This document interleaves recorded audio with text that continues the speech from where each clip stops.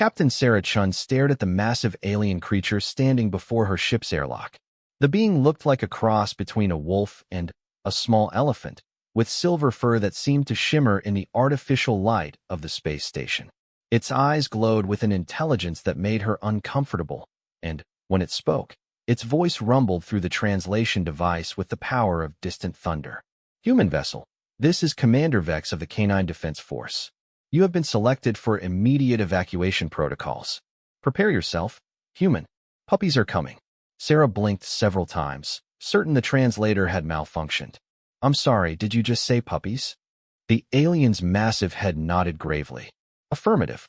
The great puppy wave has begun. Your species has approximately 72 standard hours before the first wave reaches this sector.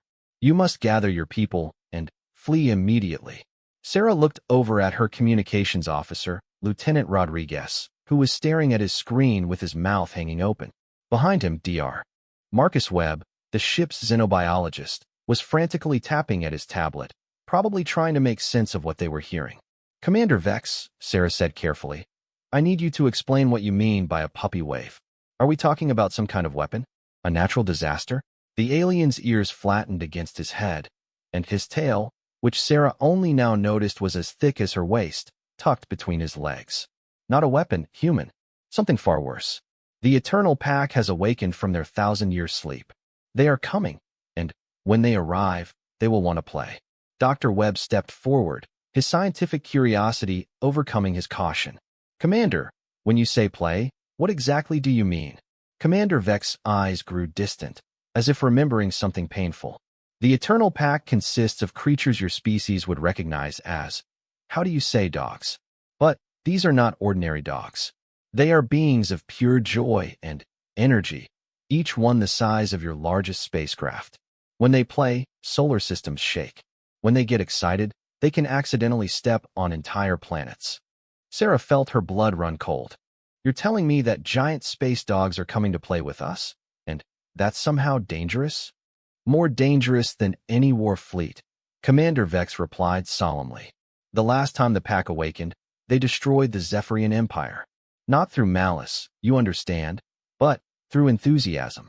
The Zephyrians tried to pet one of them. The resulting tail wag created a gravitational wave that shattered 14 worlds. Lieutenant Rodriguez finally found his voice. That's impossible. Nothing that large could exist, let alone move through space. Commander Vex turned his attention to the young officer. Your species is new to the galaxy, human. You have not yet learned that impossibility is merely a limitation of imagination. The Eternal Pack exists in dimensions your science has not yet discovered. They phase in and out of normal space-time as easily as you breathe. Dr. Webb was scribbling notes frantically. How do you know they're coming? What woke them up?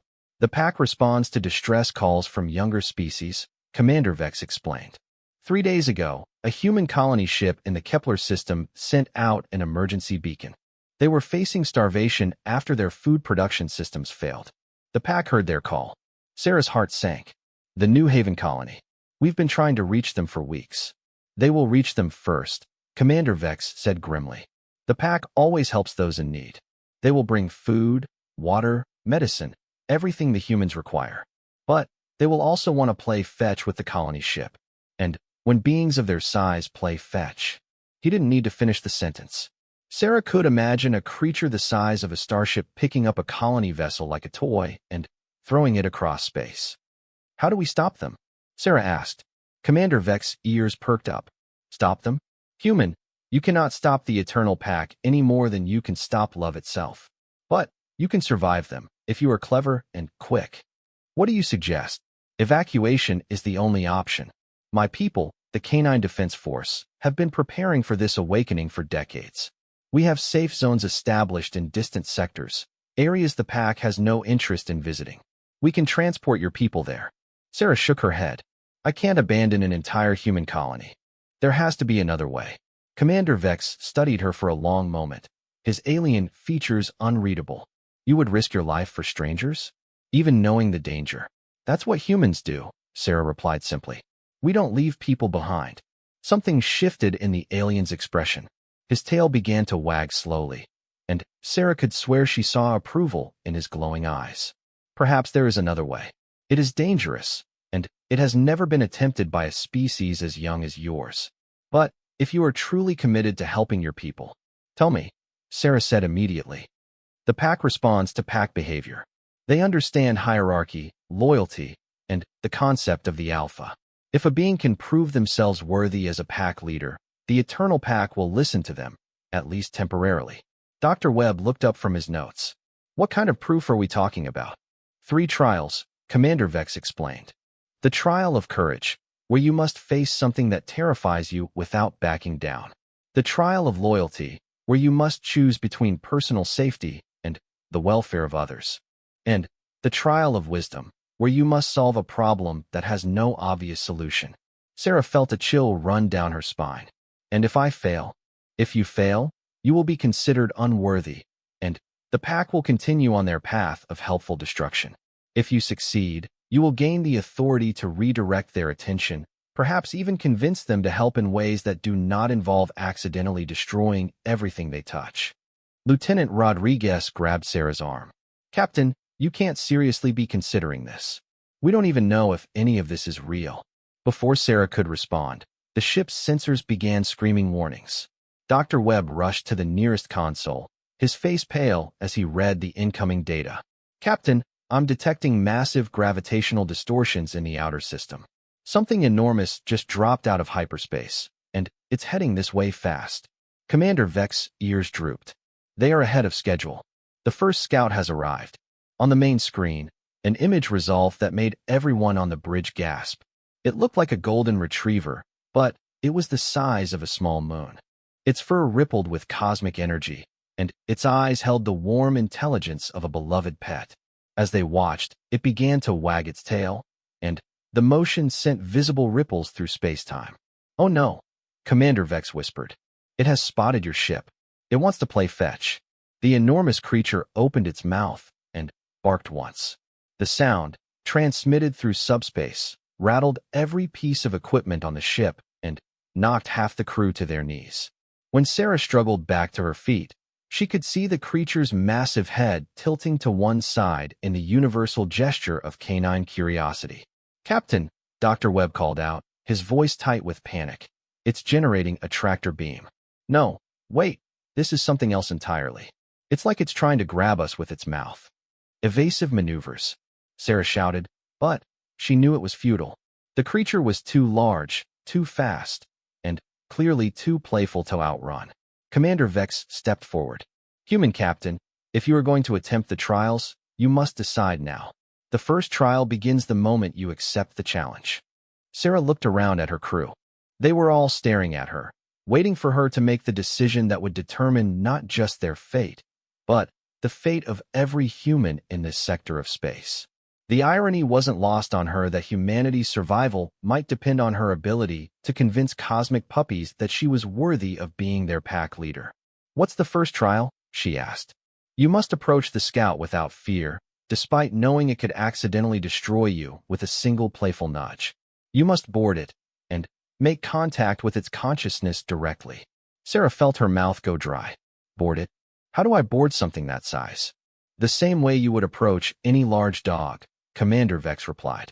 Carefully, confidently, and with the understanding that it means no harm, even if it might accidentally cause it. The ship shuddered as the cosmic creature's attention focused more intently on them.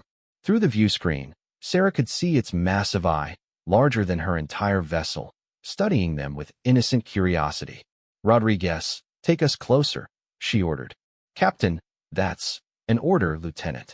Take us closer. As the ship moved toward the impossible creature, Sarah felt her heart hammering in her chest. Every instinct told her to run, to fight, to do anything but approach something so overwhelmingly large and powerful. But she thought about the colony ship, about the families who were counting on rescue, about the possibility that this absurd situation might actually be their only hope. Commander Vex, she said, what exactly happens when I make contact? The scout will judge your worthiness through methods your science cannot yet explain. It will look into your heart and mind, assess your intentions, and determine whether you have the qualities of a true pack leader. If it finds you worthy, you will be granted passage to meet the pack alpha.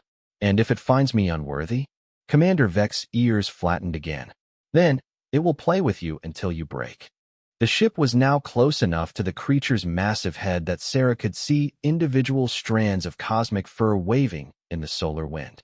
Each strand was larger than a skyscraper, and they moved with a hypnotic beauty that made it hard to look away. Captain, Dr. Webb called out. I'm reading some kind of energy field building up around the creature's head. It's almost like it's preparing to. He didn't need to finish. Through the view screen, they could all see the creature's mouth opening, revealing teeth the size of space stations and a tongue that looked like it could wrap around a planet. It wants to lick us, Sarah realized with a mixture of horror and absurd amusement. It thinks we're a toy, and it wants to taste us. The trial begins now, human, Commander Vex announced solemnly. You must exit your ship and approach on foot. Show no fear, demonstrate your confidence, and prepare for contact. Sarah looked one last time at her crew. Rodriguez was shaking his head in disbelief. Dr. Webb was muttering calculations under his breath, and the rest of the bridge crew looked like they were watching their captain prepare for suicide. If this goes badly, Sarah said, trying to inject some levity into the moment, make sure my report mentions that I died trying to establish diplomatic relations with a cosmic puppy. She turned to Commander Vex. What do I need to know about making contact? Trust your instincts, the alien replied. The pack responds to honesty, courage, and genuine care for others. They can sense deception from light years away, but they are drawn to those who would sacrifice themselves for their pack. Sarah nodded and headed for the airlock. As she suited up, she tried to process the impossibility of what she was about to attempt.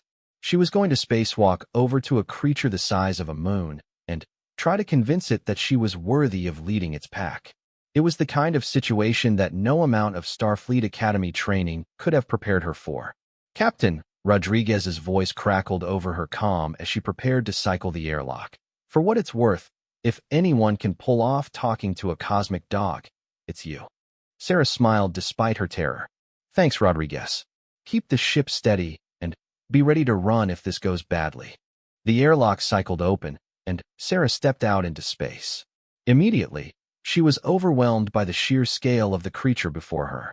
It was beautiful and terrifying in equal measure, its golden fur rippling with energy that made the stars seem dim by comparison. As she jetted toward the creature's massive head, Sarah noticed that it had stopped trying to grab the ship. Instead, it was watching her approach with what she could only describe as curious interest. The cosmic eye, larger than her entire ship, tracked her movement with the kind of focus a dog might give to a particularly interesting butterfly. When she was close enough to reach out and touch the creature's fur, Sarah felt a sudden shift in the space around her. The energy field that Dr. Webb had detected earlier intensified, and suddenly, she could hear something impossible, the creature's thoughts. Small pack leader approaches. Brave, curious, smells of loyalty and determination. Will test worthiness. Asterisk, the voice in her head was warm and playful, like a beloved pet, trying to communicate complex concepts through simple emotions. Sarah found herself relaxing despite the absurdity of the situation. Hello, she said aloud, not sure if the creature could hear her, but wanting to maintain the semblance of normal communication. I'm Captain Sarah Chun. I understand you're here to help some humans who are in trouble. Yes, Pack heard distress call. We'll help. We'll play. We'll bring joy. Asterisk, the enthusiasm in the creature's mental voice was overwhelming, and Sarah could feel its excitement like a physical force pressing against her mind. She also understood, with terrible clarity, exactly how dangerous that enthusiasm could be. I appreciate that you want to help, Sarah continued carefully, but your size means that playing might accidentally hurt the people you're trying to save. I'd like to propose an alternative. Alternative? New game? Asterisk, not exactly a game, Sarah replied, trying to project calm authority. I'd like to prove that I'm qualified to lead this rescue operation. Would you be willing to test me? The creature's massive head tilted, and Sarah felt a wave of intense scrutiny wash over her. For a moment that felt like hours, the cosmic being examined every aspect of her personality, her memories, her motivations. Sarah forced herself to remain open to the inspection, despite the discomfort of having her mind so thoroughly examined. Interesting. Small leader offers to take responsibility for pack survival. This is pack behavior. We'll test. If worthy, we'll listen to commands. Asterisk, what's the test? Sarah asked. Must prove courage by facing greatest fear without retreat. Must prove loyalty by choosing pack safety over personal safety. Must prove wisdom by solving problem with no obvious answer. Asterisk, Sarah nodded, even though she felt her stomach drop at the description. I accept the challenge. Good. First test begins now. Asterisk, the space around Sarah began to shift and change. The stars faded, replaced by a swirling vortex of color and energy. When the sensation stopped, she found herself standing on what appeared to be the bridge of her own ship, but everything was wrong. The walls were covered in some kind of dark, organic growth, and the familiar consoles were twisted into shapes that hurt to look at. Captain, Rodriguez's voice called out, but when she turned, she saw that her communications officer was trapped inside some kind of crystalline structure that was slowly consuming him. Dr. Webb was there too, along with the rest of her crew, all of them caught in similar prisons and calling out for help. This is Fear Dream. Asterisk, the creature's voice explained gently. Asterisk, your greatest terror made manifest. You fear failing those who trust you. You fear watching your pack suffer while being helpless to save them. To pass this test, you must act despite this fear. Asterisk, Sarah stared at the nightmare version of her bridge, watching her crew slowly disappearing into the alien growths. Every instinct told her to run, to escape before she too was trapped.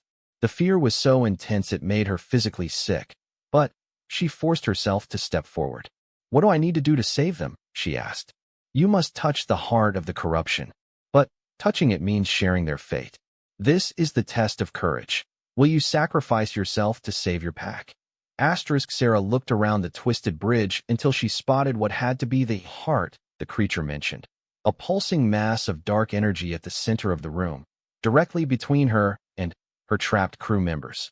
Just looking at it made her skin crawl, and she could sense that touching it would be incredibly painful, possibly fatal. She thought about the New Haven colony, about the families waiting for rescue. She thought about her crew, who had followed her into this impossible situation because they trusted her judgment.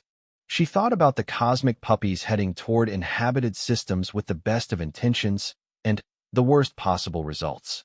All right, she said quietly, and began walking toward the heart of corruption.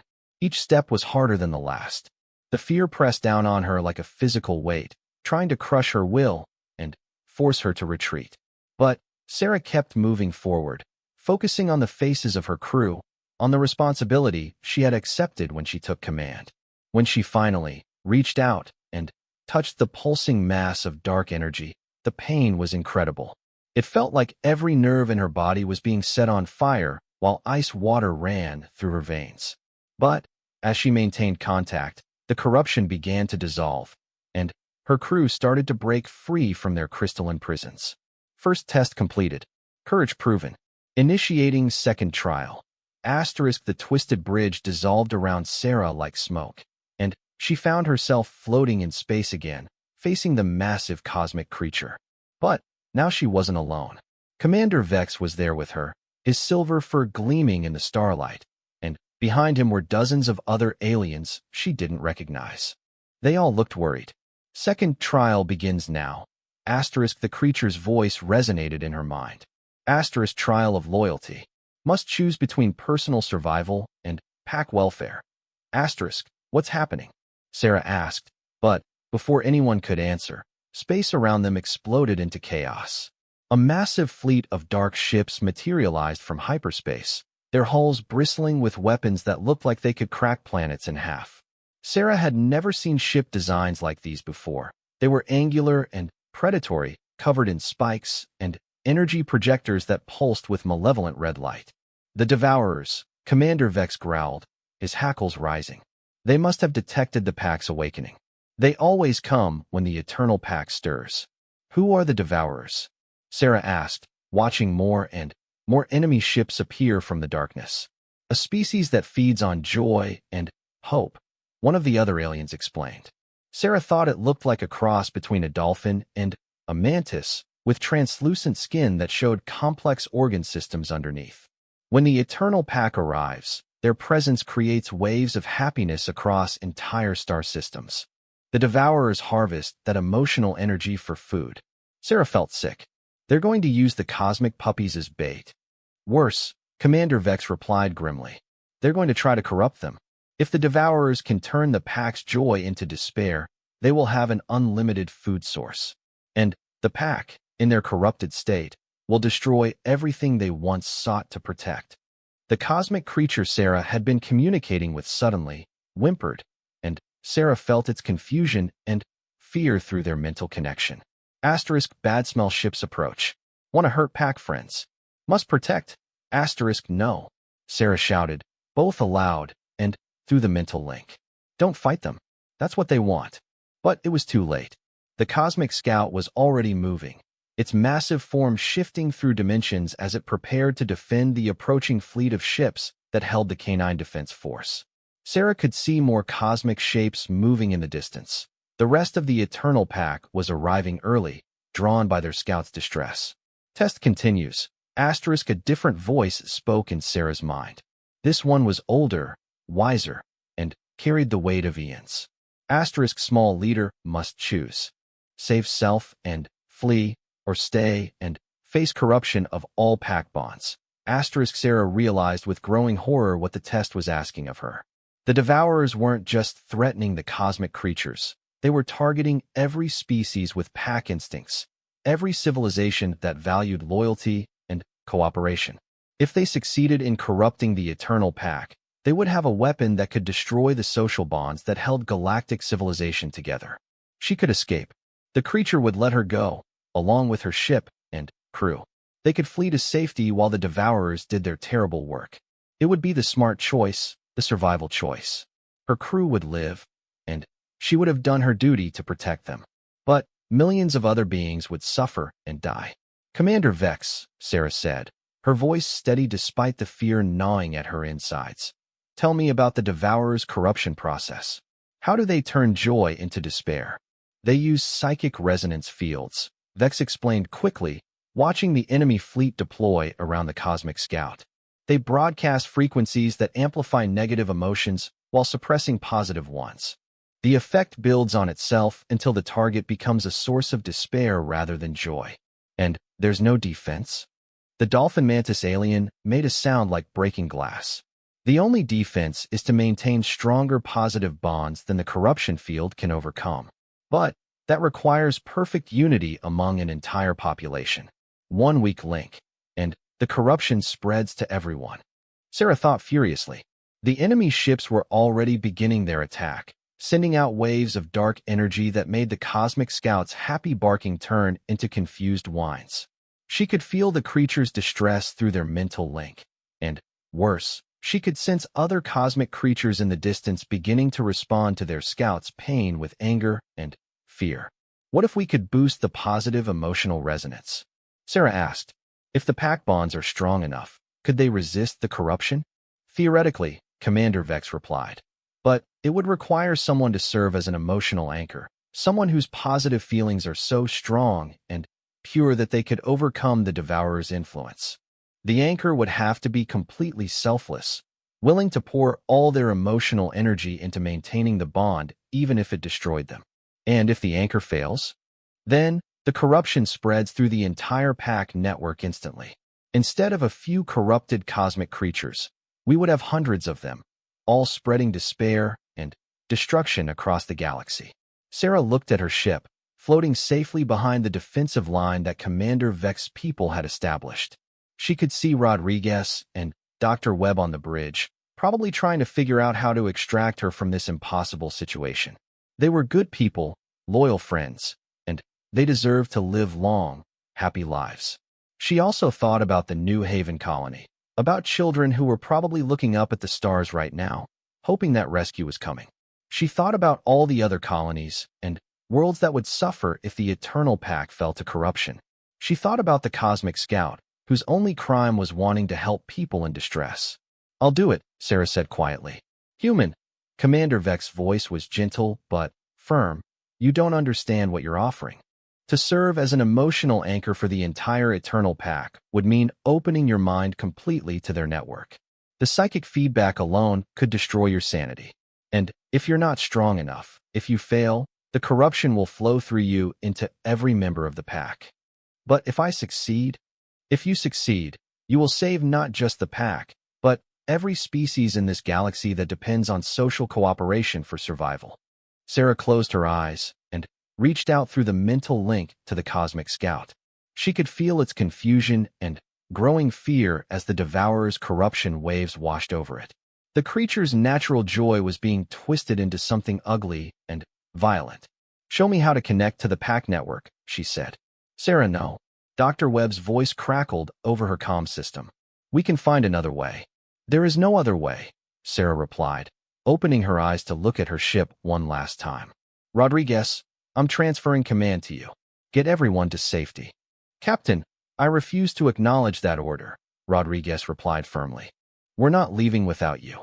Sarah felt a surge of emotion, pride, love, gratitude for the people who had become her family among the stars.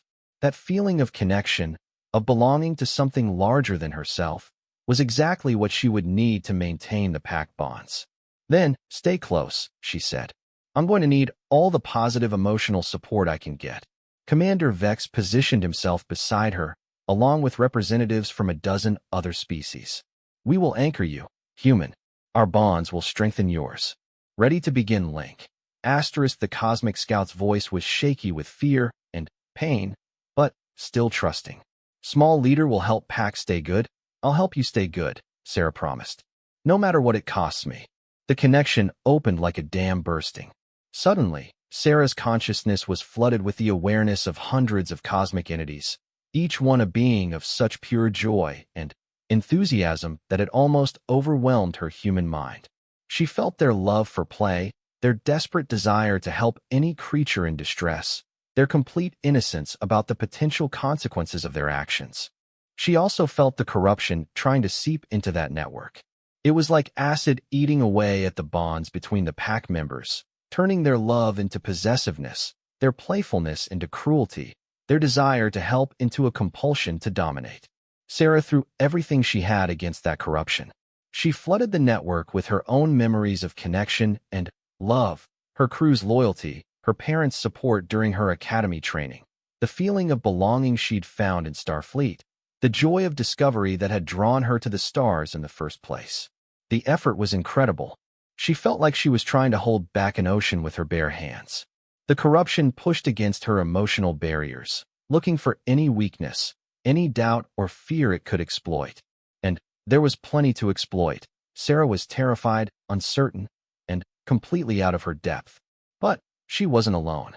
Through the network, she could feel Commander Vex's steady determination, the Dolphin Mantis alien's fierce protective instincts, and dozens of other minds lending their strength to hers. And beyond that, she could sense her own crew, watching and hoping and believing in her even though they couldn't directly help. Pack bonds growing stronger. The Cosmic Scout's voice was filled with wonder. Small leader's emotions very bright. Corruption cannot touch pack joy when small leader protects. The Devourer's ships responded to their failure by increasing the intensity of their corruption fields. Sarah felt the attack like physical blows, each wave of negative energy trying to shatter her concentration and break her connection to the pack network. They're adapting their frequency, Commander Vex warned. The corruption is getting stronger. Sarah gritted her teeth and poured more of herself into the emotional anchor. She reached deeper into her memories, finding reservoirs of positive feeling she hadn't even known existed. The day she'd first seen her ship, the moment she'd realized that her crew trusted her with their lives, the pride she'd felt when she'd helped a damaged freighter reach safety in the Proxima system. But the corruption kept growing stronger, and Sarah could feel her strength beginning to fail. The negative emotions the Devourers were broadcasting started to seep through her defenses, whispering that her efforts were futile, that she was condemning everyone to death through her arrogance. Small leader weakening. The Pack Scout observed with concern. Must not fail. Pack needs small leaders strong.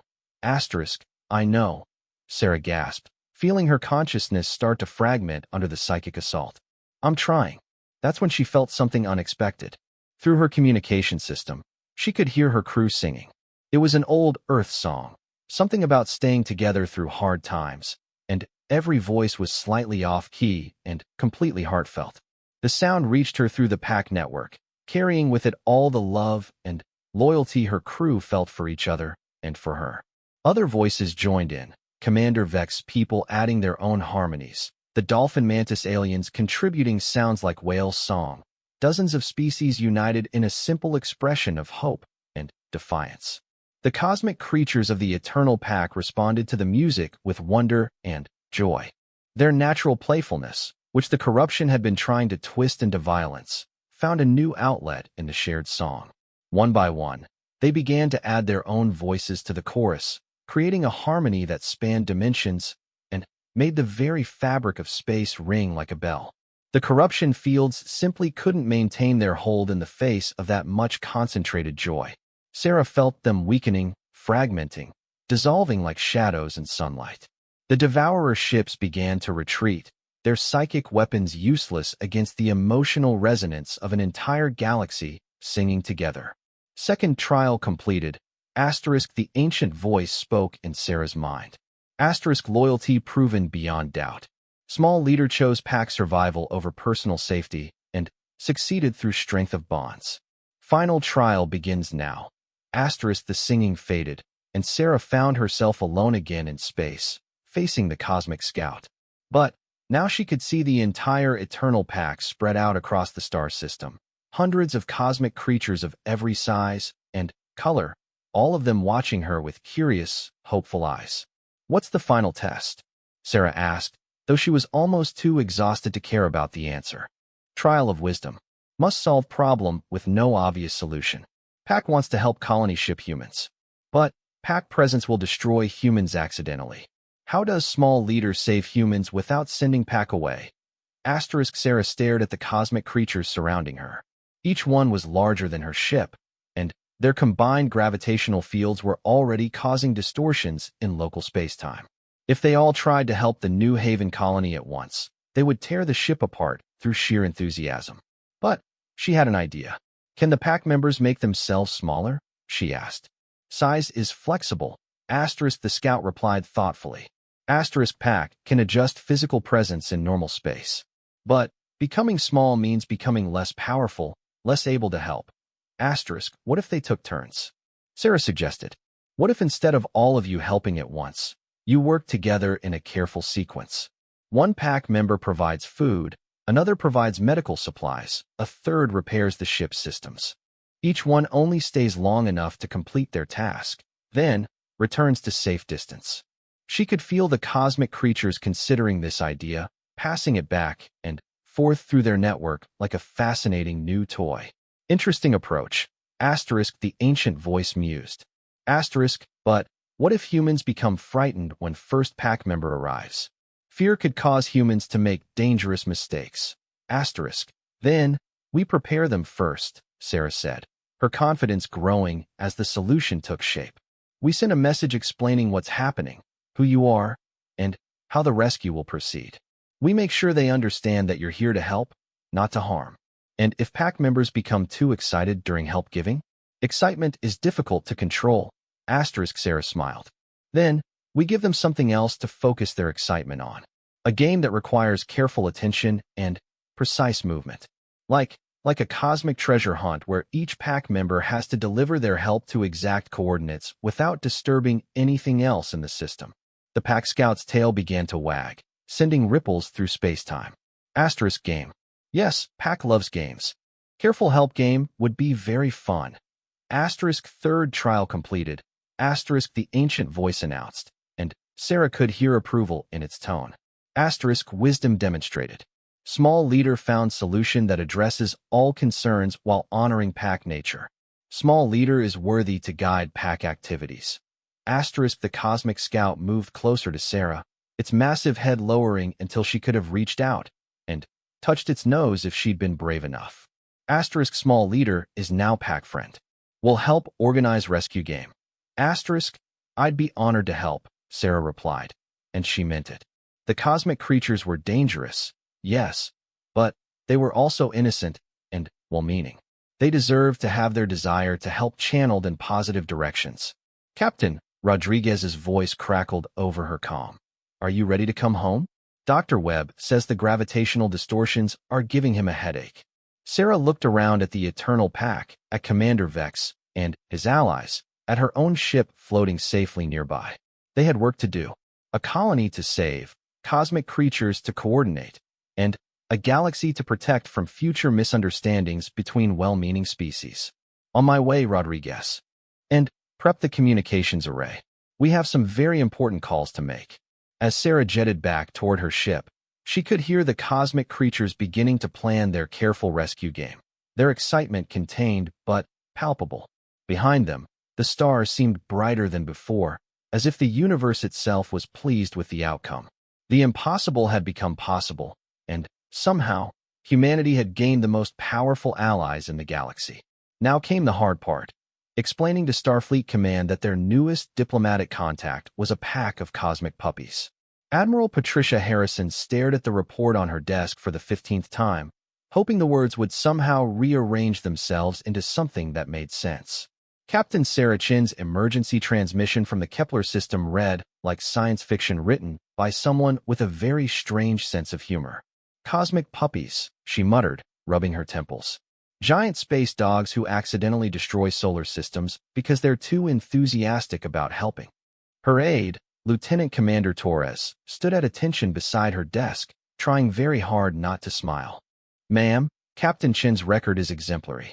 She's not known for filing false reports or creative interpretations of first contact protocols. Admiral Harrison picked up the data pad containing the initial sensor readings from Chin's ship.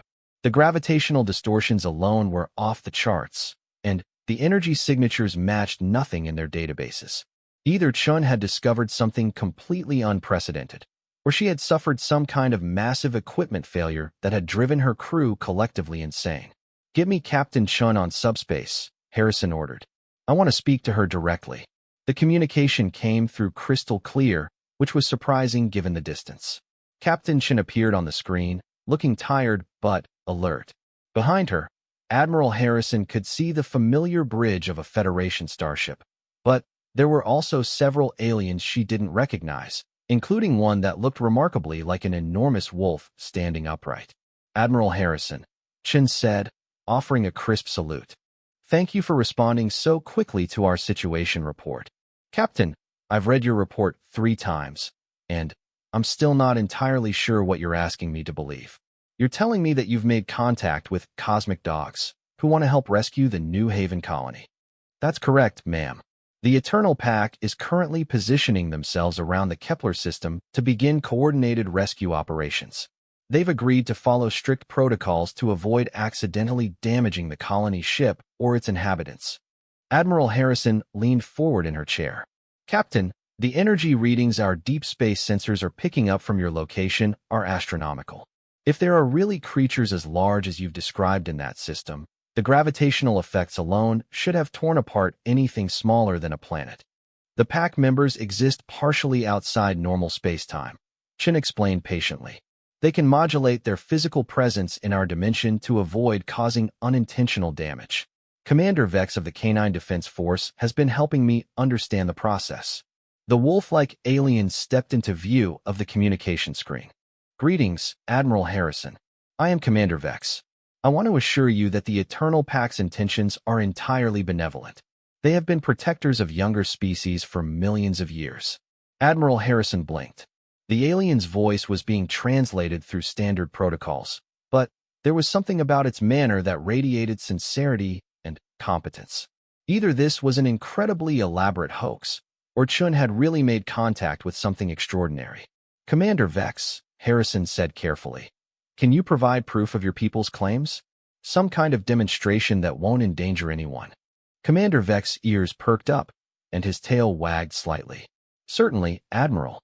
May I suggest that one of our smaller pack members demonstrate their abilities by moving an asteroid? We can relocate a small rocky body to a safer orbit around your Kepler colony, showing both our power and our precision. Before Admiral Harrison could respond, the communication screen split to show a tactical display of the Kepler system. She watched in amazement as a cosmic creature that looked like a golden retriever the size of a city ship materialized near a large asteroid. The creature gently nudged the rock with its nose, and the asteroid began moving into a new orbit with mathematical precision. "Jesus," Admiral Harrison whispered. Then, remembering she was on an open channel, she cleared her throat. That's quite impressive. The pack is very proud of their precision," Commander Vex explained. "They have been practicing careful movement for eons, ever since they accidentally destroyed the Zephyrian Empire through overenthusiasm." "You mentioned that in your report, Captain. Can you explain what happened to the Zephyrians?" Captain Chun winced slightly. According to Commander Vex, the Zephyrians tried to pet one of the pack members. The resulting tail wag created gravitational waves that shattered 14 worlds. The pack has been much more careful about physical contact with smaller species ever since. Admiral Harrison felt a headache building behind her eyes. So these cosmic dogs learned impulse control after accidentally committing genocide? "They learned caution," Commander Vex corrected gently. "The pack still desires to help and play, but they now understand the consequences of uncontrolled enthusiasm. This is why the trials Captain Chen completed were so important. They needed to know that humans could provide the wisdom and guidance necessary to channel their instincts safely." "About those trials," Admiral Harrison said, "your report mentions that Captain Chun was tested for courage, loyalty, and wisdom. Can you provide more details about what that involved?" Sarah straightened slightly. "The trials were designed to determine whether I could be trusted with authority over the pack's actions. The courage trial required me to face my greatest fears to save my crew. The loyalty trial tested whether I would prioritize the greater good over personal safety. The wisdom trial asked me to find a solution to an apparently impossible problem. And the pack now considers you their what?" "Pack leader. More like a trusted advisor," Sarah replied. "They'll listen to my suggestions and follow my guidance, but they retain the right to refuse any request that conflicts with their core nature. They won't do anything cruel or harmful, even if ordered."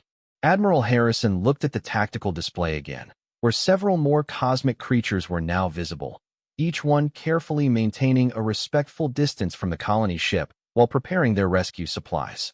It was like watching gods play a children's game, beautiful and terrifying in equal measure. "Captain, I'm going to need you to stand by while I contact Starfleet Command. This situation is far above my authority level." "Understood, Admiral. We'll maintain position and continue coordinating with the pack." The transmission ended, leaving Admiral Harrison staring at her blank screen.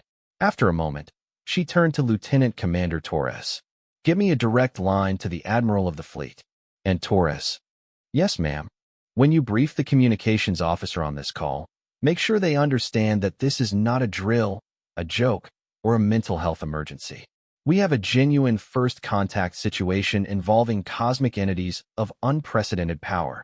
"Yes, ma'am. Should I mention the part about them being shaped like dogs?" Admiral Harrison considered this. "Let's lead with the cosmic entities of unprecedented power part and work up to the puppy thing." Meanwhile, in the Kepler system, Sarah was coordinating what had to be the strangest rescue operation in human history. The New Haven colony ship was in desperate condition. Their food replication systems had failed completely, their medical bay was running out of supplies, and their main reactor was operating at only 60% efficiency. Under normal circumstances, a rescue of this complexity would require a fleet of ships working for weeks to transfer all the necessary supplies and equipment. The Eternal Pack was planning to complete the entire operation in less than 6 hours, with each cosmic creature taking responsibility for a different aspect of the rescue. Pack member Joyful Bounce will handle food delivery, Sarah read from her coordination list.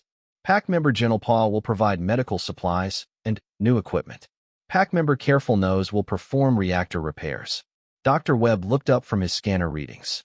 "Captain, I'm still having trouble believing that something the size of a moon can perform delicate repair work on a starship reactor." "You'd be surprised," Commander Vex replied from his position near the communication station. The pack's manipulation of matter and energy operates at the quantum level. Careful Nose could rebuild your entire ship atom by atom if necessary, though that would probably make the colonists nervous. Probably, Dr. Webb agreed weakly.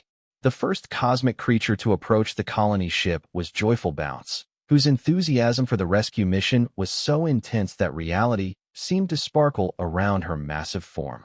She had shrunk herself down to roughly the size of a shuttlecraft, which was apparently the smallest she could manage while still maintaining enough coherent mass to carry the necessary supplies. Sarah watched through her ship's sensors as Joyful Bounce approached the colony vessel with exaggerated care, moving like a real dog, trying not to knock over a house of cards. The cosmic creature extended something that looked like a prehensile tongue made of pure energy, which gently interfaced with the colony ship's cargo bay. Colony ship New Haven, this is Captain Chun. Are you receiving the food supplies? Captain Chun, this is colony leader Martinez. We're watching our cargo bay fill up with what appears to be perfectly prepared meals for 800 people. The variety is incredible. I can see everything from traditional Earth cuisine to foods from a dozen different worlds. How is this possible? Sarah looked over at Commander Vex, who was beaming with pride. The pack members can analyze biological needs and synthesize appropriate nutrition at the molecular level. Joyful Bounce is probably including some dishes she thinks humans would enjoy based on cultural data from the Galactic Network. Captain, Dr. Martinez's voice carried a note of wonder. My people are crying. Most of them haven't had a decent meal in weeks, and now we have enough food for months. Please convey our deepest gratitude to whoever is responsible for this miracle. The pack understands gratitude through emotional resonance, Commander Vex explained. Joyful Bounce can sense your people's happiness and relief. That feeling is the greatest reward she could ask for. As if to prove his point, the cosmic creature's tail began wagging with such enthusiasm that nearby asteroids started changing their orbits. Sarah quickly sent a mental suggestion through her pack bond, reminding Joyful Bounce to control her excitement. Sorry, small leader, came the apologetic response. Human thanks feels very good. We'll be more careful. Next came Gentle Paw, a cosmic creature who resembled a massive Saint Bernard with fur that seemed to contain entire nebulae. Her specialty was healing and medical assistance, and she approached the colony ship with the kind of focused calm that Sarah associated with the best doctors she'd known. Colony ship, you should be seeing medical supplies materializing in your sick bay, Sarah announced. Gentle Paw is also prepared to assist with any serious medical cases that your current facilities can't handle. Captain, Dr. Martinez replied, his voice thick with emotion. We have 12 people in critical condition from malnutrition-related complications. Our medical officer says she's never seen equipment this advanced.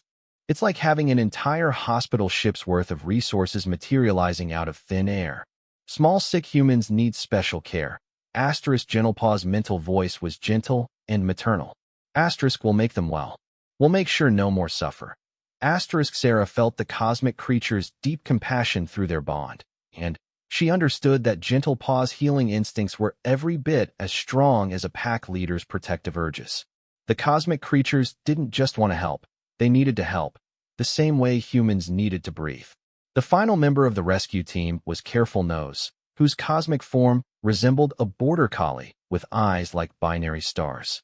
This pack member specialized in technology and engineering, and Sarah could feel his excitement at the challenge of repairing an alien reactor system. Colony ship, you're going to see some unusual energy readings as Careful Nose begins reactor repairs, Sarah warned. Don't be alarmed if your entire power grid fluctuates. He's upgrading your systems while he repairs them. Upgrading how? Dr. Martinez asked. Sarah consulted with Commander Vex, who seemed to be serving as a translator for the pack's more technical communications. Careful Nose is improving your reactor's efficiency by about 400% and installing backup systems that should prevent future failures. He's also adding some modifications that will allow your ship to interface with pack-enhanced technology. Captain Chun, Dr. Martinez's voice was barely a whisper. Our reactor output just increased beyond anything we thought possible. Our engineer says the modifications are so advanced that she can't even understand how they work. It's like our ship has been touched by gods. Commander Vex's ears drooped slightly. Please don't think of the pack as gods, colony leader. They are simply very old, very powerful beings who have learned to use their abilities responsibly. They would be uncomfortable with worship or religious reverence. Then, what should we call them? Sarah smiled. What they are? Friends. Very large, very enthusiastic friends who happen to have cosmic-level abilities and an unshakable desire to help anyone in need. As the rescue operation concluded, Sarah watched the 3 pack members retreat to a safe distance, their mission accomplished with precision and care. The colony ship New Haven was now in better condition than it had been when it left Earth, supplied with everything its people could need for the next several years. Captain Chun, Dr. Martinez called out over the communication channel. How can we ever repay this kindness? Before Sarah could answer, Commander Vex stepped forward. The pack requires no payment except the knowledge that your people are safe and happy. However, if your colony would be willing to serve as an embassy point for future human-pack cooperation, it would help prevent future misunderstandings. An embassy? Sarah asked. The pack is very interested in humanity, Commander Vex explained. Your species' combination of intelligence, emotional depth, and pack-bonding instincts makes you ideal partners for their mission of helping younger races. They would like to establish formal diplomatic relations. Sarah felt a thrill of excitement at the possibilities. Humanity had just gained allies who could reshape worlds and travel between dimensions, beings whose only agenda was helping others.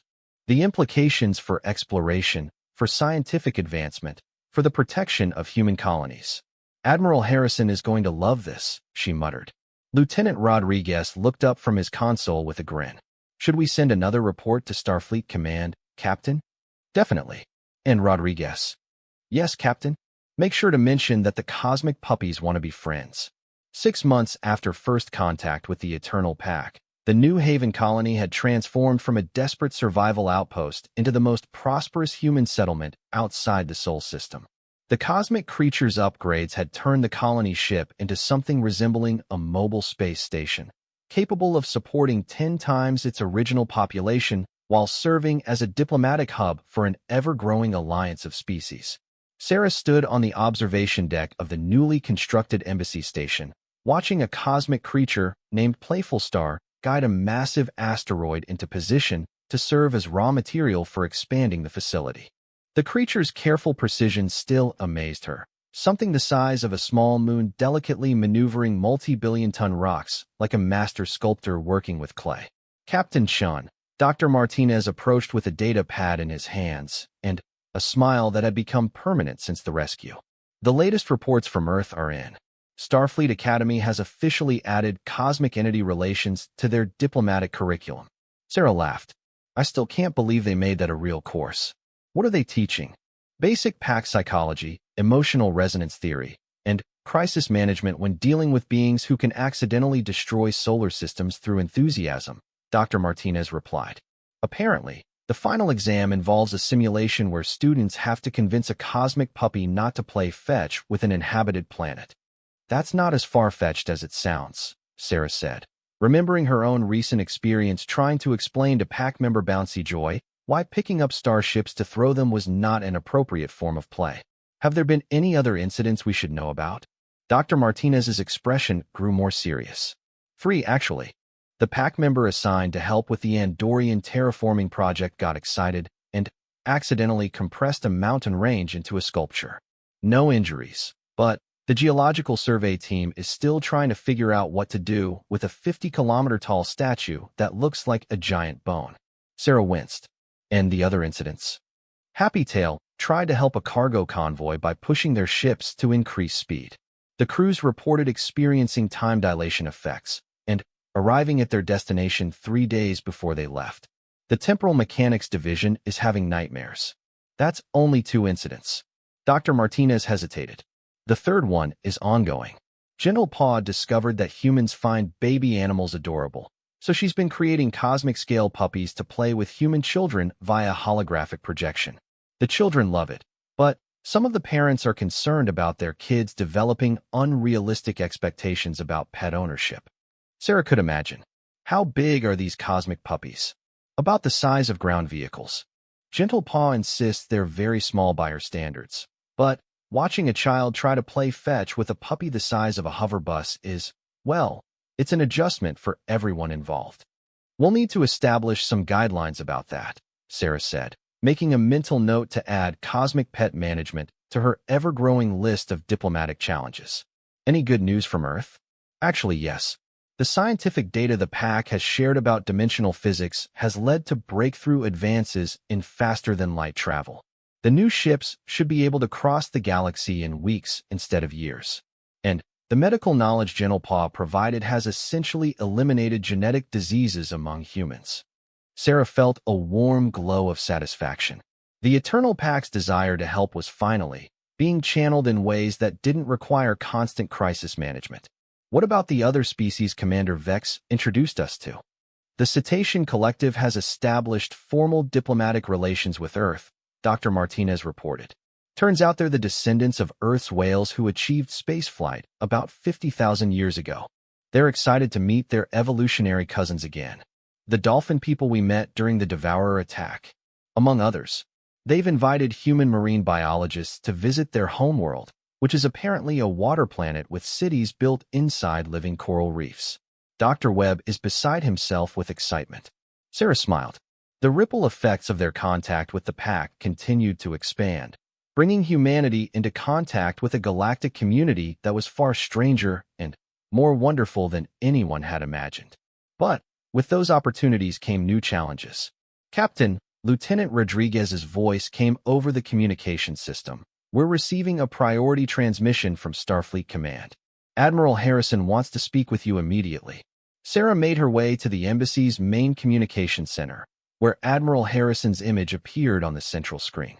The Admiral looked tired, and there was a tension in her expression that made Sarah immediately alert. Admiral, what's the situation? Captain, we've received a distress call from the Tau Ceti system. A new species called the Crystalline Hegemony has made contact with one of our exploration vessels, and they're agitated about something. They're demanding to speak with the human who commands the cosmic destroyers. Sarah felt her stomach drop.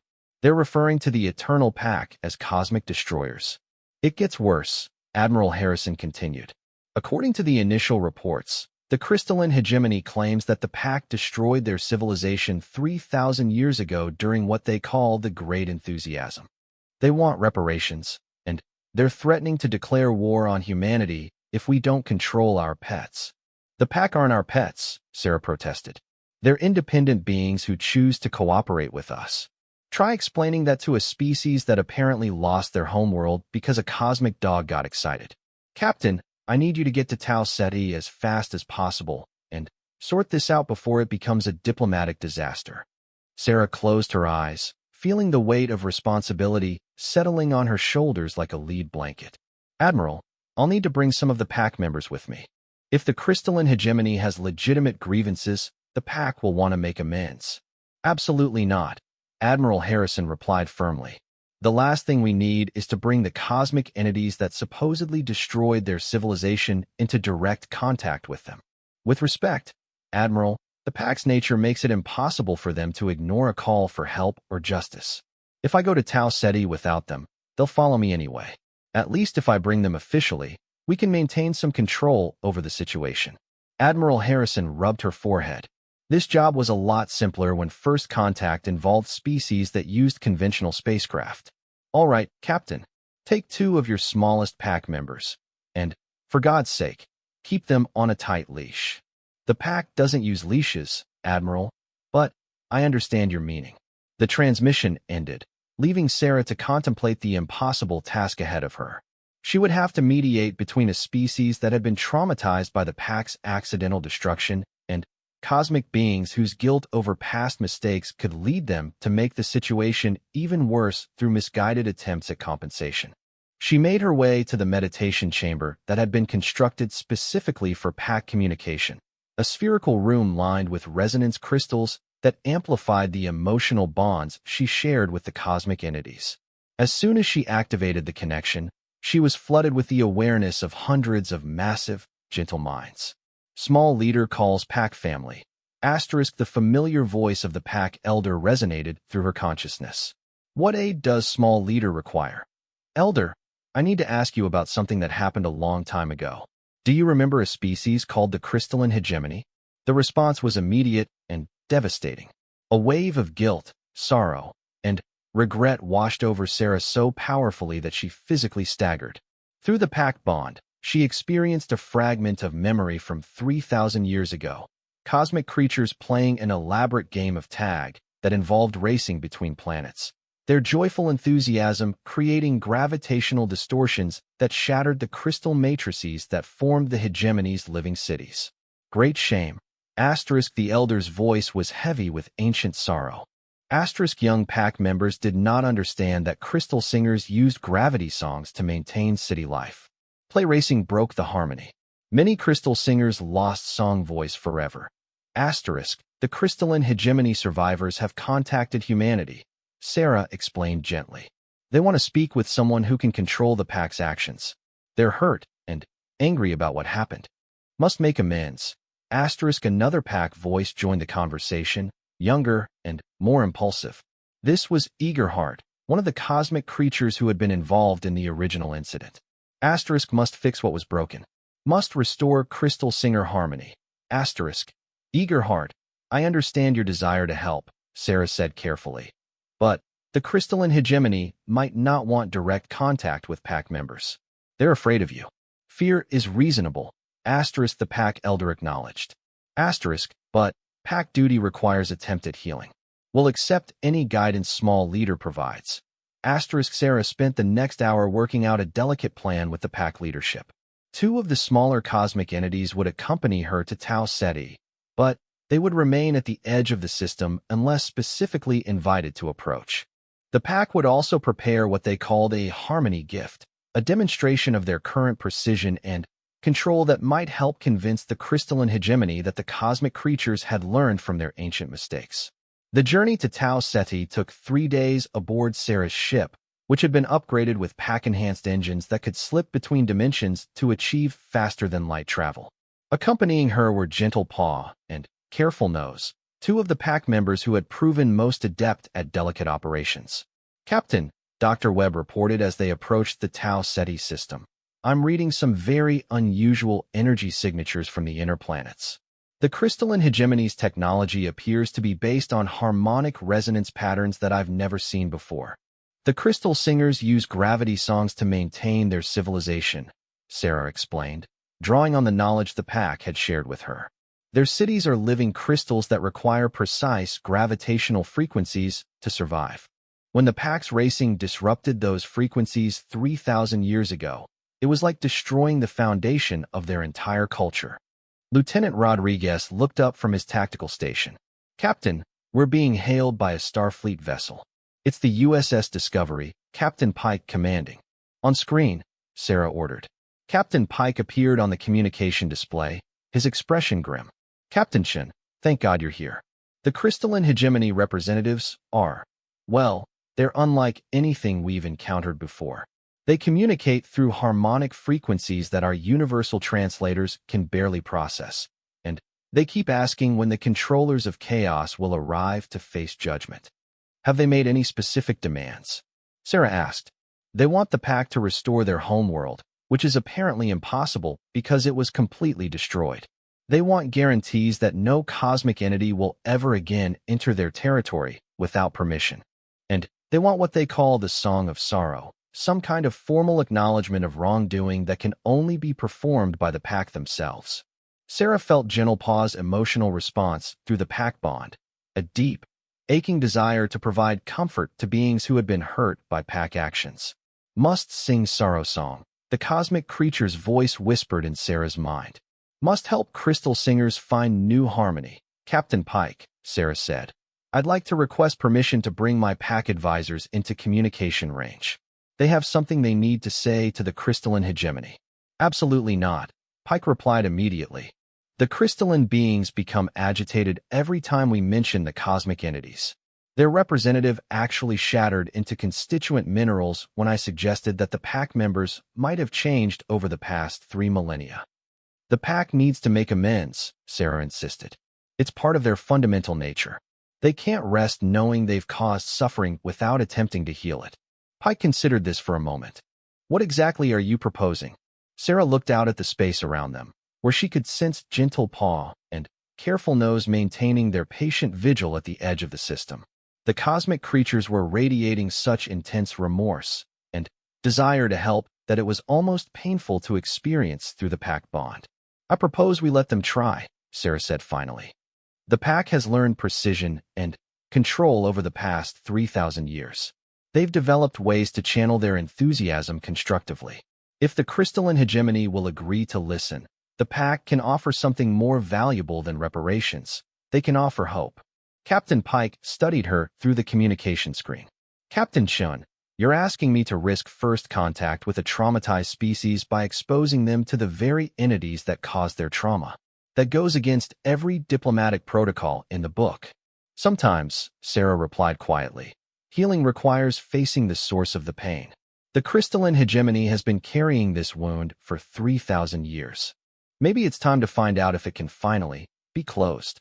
The meeting chamber aboard the USS Discovery had been specially modified to accommodate the crystalline hegemony representative.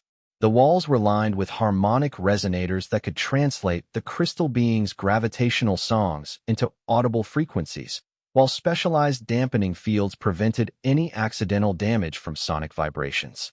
Sarah entered the chamber and immediately understood why Captain Pike had been so concerned.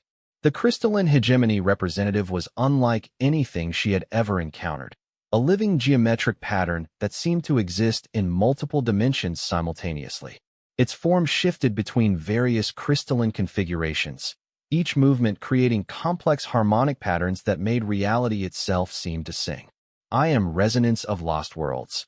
The being communicated through waves of sound that bypassed Sarah's ears entirely and spoke directly to her bones. I am the memory keeper of the shattered harmony, the voice of cities that no longer sing. Why have you brought the destroyers to our space? Sarah took a careful breath, feeling the weight of 3,000 years of grief and anger in the crystal being's voice. Resonance of Lost Worlds.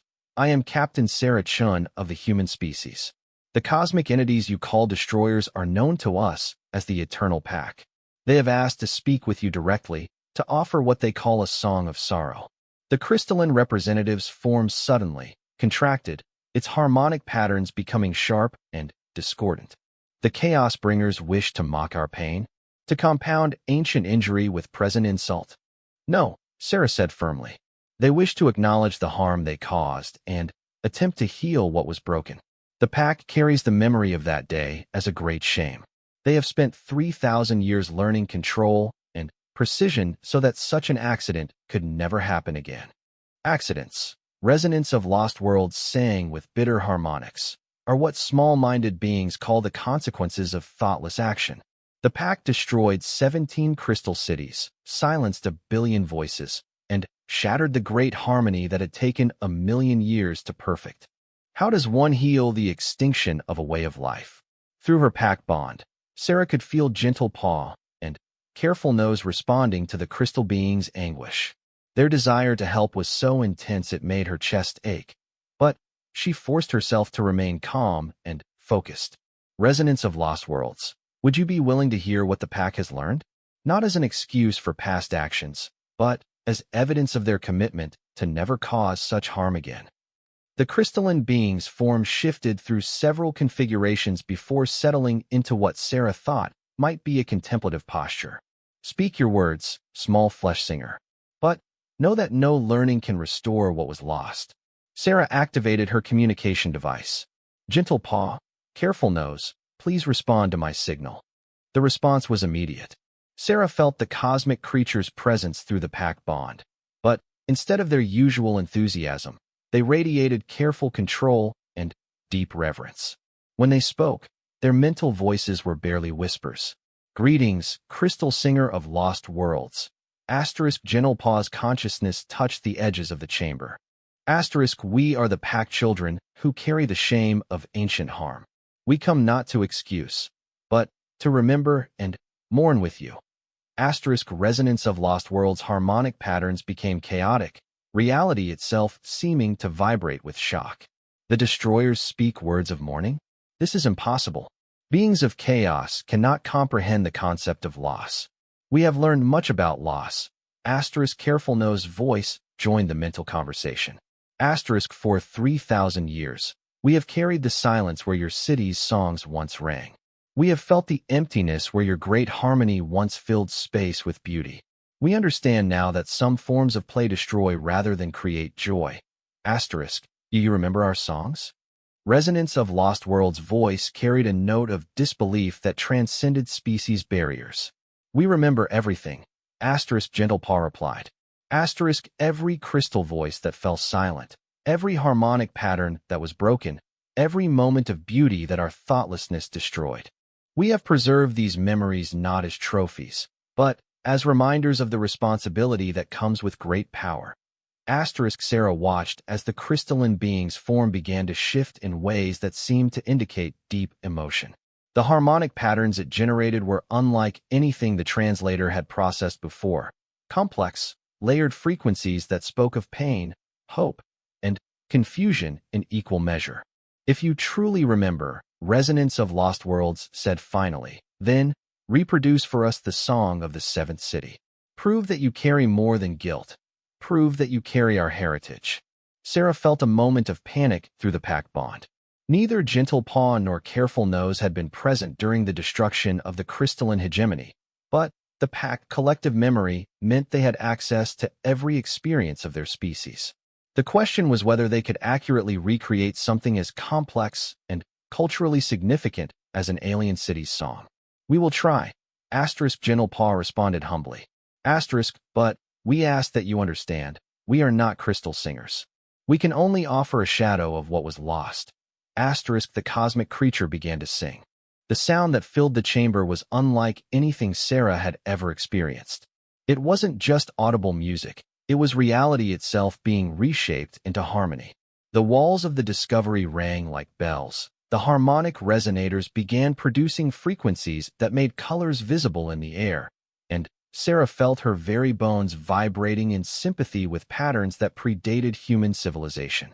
But more than the technical marvel of the performance, Sarah could sense the emotion behind it. Gentle Paw was pouring her entire being into recreating something that had been lost forever, trying to capture not just the notes, but the joy, the community, the sense of belonging that had characterized crystalline hegemony culture. When the song ended, silence filled the chamber for several long minutes. Resonance of Lost Worlds had transformed into a configuration Sarah had never seen before. Crystalline spires that reached toward the ceiling like a mountain range made of living light. That was... The crystal being's voice was soft, wondering. That was the seventh city's harmony, but changed, evolved. You have added something that was not there before. We added sorrow, asterisk careful nose explained. Asterisk we could not sing the joy without also acknowledging the silence that followed. The song is incomplete now, and we have tried to honor that incompleteness.